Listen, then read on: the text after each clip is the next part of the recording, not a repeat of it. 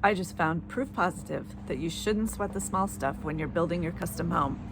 I found a statistic on Home Advisor that says 47% of partners disagree most on the small details like picking paint colors.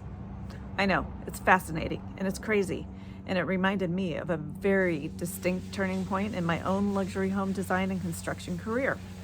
I remember very clearly our first remodel of a 10,000 square foot home when my husband and I were at our absolute low point. We were fighting like cats and dogs over what color of white paint to use in our house.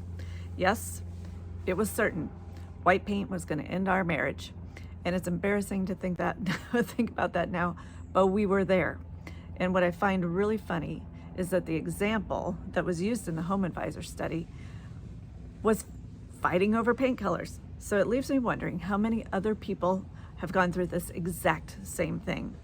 Well, I had to get real and I had to get it together, and I knew there was a better strategy. And that's why now I take the time to share videos like this, if I can help just one couple find their way through it. So if you've ever felt like this while working on your dream home, don't sweat the small stuff. Pick your battles strategically. Remember, it's about collaboration, not domination. Your relationship and your dream home will thank you in the end.